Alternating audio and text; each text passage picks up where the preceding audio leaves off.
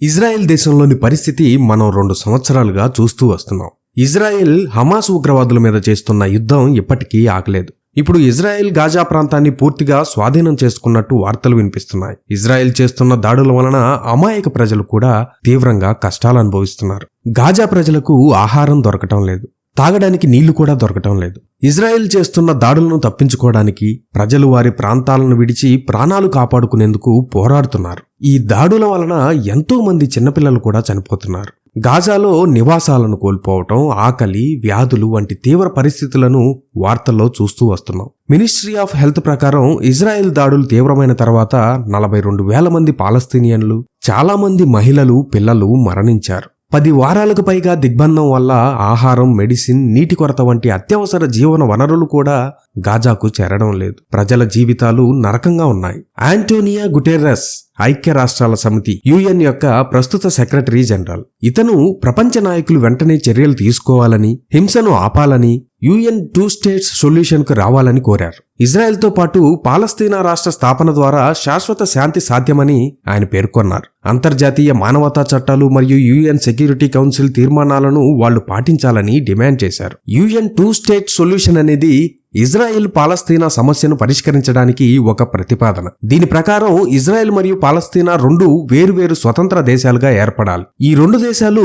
పక్కపక్కనే సమాధానంతో సురక్షితంగా ఉండాలనేది ఈ ప్లాన్ లక్ష్యం. 1947లో కూడా యునైటెడ్ నేషన్స్ ఈ భూమిని 2 దేశాలుగా విభజించాలని ప్రతిపాదించింది. ఇజ్రాయెల్ యూదుల కోసం, మరొకటి అరబ్ పాలస్తీనియన్ల కోసం. కానీ 1948లో ఇజ్రాయెల్ స్వతంత్ర దేశంగా ఏర్పడినప్పుడు యుద్ధం జరిగింది. దీంతో చాలా మంది పాలస్తీనియన్లు తమ ఇళ్లను వదిలి శరణార్థులుగా మారారు. ఈ 2 స్టేట్ సొల్యూషన్ ప్రకారం వెస్ట్ బ్యాంక్, గాజా స్ట్రిప్, తూర్పు జెరూసలేం పాలస్తీనా దేశంలో భాగం అవుతాయి. జెరూసలేం యూదులకు, పాలస్తీనియన్లకు మతపరంగా చాలా ముఖ్యం. కాబట్టి దీన్ని ఇరు దేశాలు పంచుకోవాలని లేదా తూర్పు జెరూసలేంను పాలస్తీనా రాజధానిగా చేయాలనే ప్లాన్ ఉంది. అలాగే యుద్ధాల వలన శరణార్థులుగా మారిన పాలస్తీనియన్లకు పరిహారం లేదా వారి ప్రాంతాలకు తిరిగి రావడానికి అవకాశం కల్పించాలి. ఇజ్రాయెల్ తన భద్రత గురించి ఆందోళన చెందుతుంది కాబట్టి పాలస్తీనా దేశం ఆర్మీ లేని దేశంగా ఉండాలని కోరుతుంది. కానీ ఈ ప్లాన్ అమలు చేయటం చాలా కష్టంగా ఉంది. ఇజ్రాయెల్ వెస్ట్ బ్యాంక్ లో సెటిల్మెంట్స్ నిర్మించింది. ఈ సెటిల్మెంట్స్ ఇజ్రాయేలీయుల కోసం నిర్మించిన నివాస ప్రాంతాలు.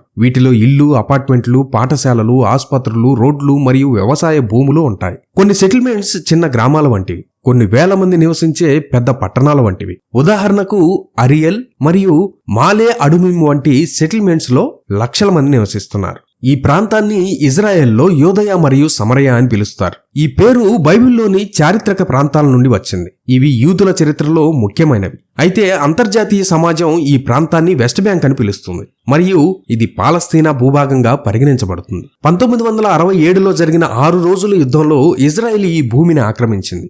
అప్పటి నుండి ఇక్కడ సెటిల్మెంట్స్ నిర్మించింది. ఇజ్రాయెల్ కట్టిన ఆ నిర్మాణాలు అంతర్జాతీయ చట్టాల ప్రకారం ఇల్లీగల్ అంటారు. యోదయ మరియు సమరయ ఇవి యూదుల చరిత్రలో ముఖ్యమైన ప్రాంతాలు. యోదయ అనేది దక్షిణ భాగం. ఇక్కడ జెరూసలేం, మాలే అడుమిమ్ వంటి ప్రాంతాలున్నాయి. సమరయ అనేది ఉత్తర భాగం. ఇక్కడ అరియల్ వంటి సెటిల్మెంట్స్ ఉన్నాయి. ఇజ్రాయెల్ ఈ భూభాగంతో తమ చారిత్రక ఆధారాలను నొక్కి చెప్తారు. కానీ ప్రపంచవ్యాప్తంగా ఈ ప్రాంతాన్ని వెస్ట్ బ్యాంక్ గా పిలుస్తారు. ఎందుకంటే ఇది యోర్దాను నది పశ్చిమ తీరంలో ఉంది. ఇజ్రాయెల్ ఆ భూభాగాలు మావి అంటుంది. పాలస్తీనా మా ప్రదేశాలను యూదులు ఆక్రమించారు అంటుంది. ఇలా ఎన్నో ఏళ్లుగా పాలస్తీనా వారికి, యూదులకు ఘర్షణలు పుడుతున్నాయి. యుద్ధాలు జరుగుతూనే ఉన్నాయి. ఎప్పటికైనా ఇజ్రాయెల్, పాలస్తీనా వారి మధ్య 2 స్టేట్ సొల్యూషన్ ఇంప్లిమెంట్ చేయాలని ప్రపంచ నాయకులు ఎప్పటి నుండో ప్రయత్నం చేస్తున్నారు. కానీ జెరూసలేం భూభాగం విషయంలో ఇరు వర్గాలు రాజీ పడడం కష్టం.